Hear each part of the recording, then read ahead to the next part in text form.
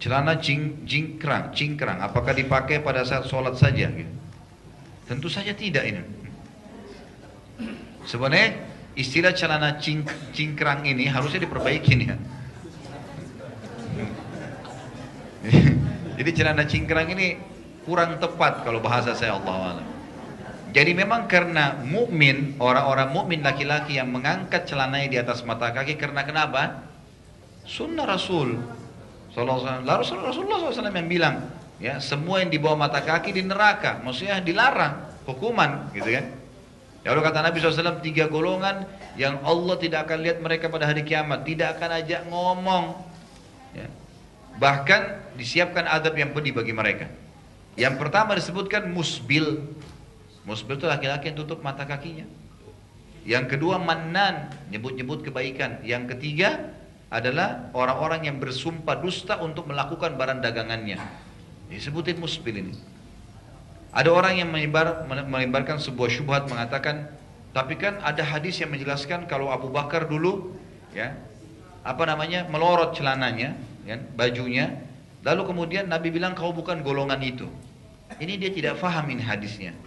Abu Bakar begini Bapak Ibu sekalian berkata, ya Rasulullah, saya kalau sholat, sarung saya melorot.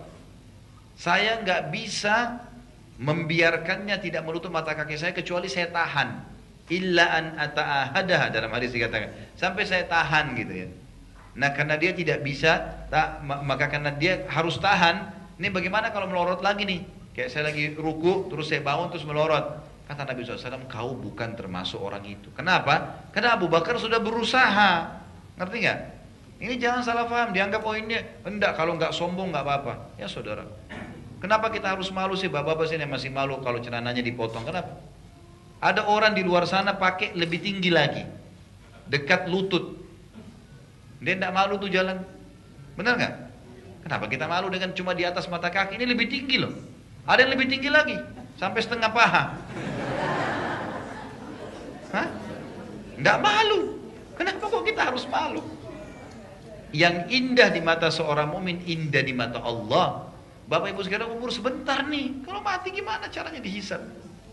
Tinggalin semua masa-masa yang memang kita tidak tahu agama ini, Allah yang merintahkan. Dan ancamannya berat. Imam Madzhabi memasukkan dalam kategori dosa besar tuh.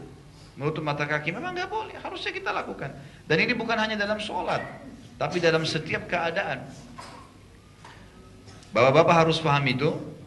Ibu-ibu juga harus paham kalau suaminya berubah, harus ada dukungan. Jangan begitu suaminya berjenggot, kayaknya dulu lebih ganteng deh. Kan jadi masalah ya. Suaminya jadi down. Apalagi kalau suami ini bukan orang punya prinsip, ini masalah juga nih.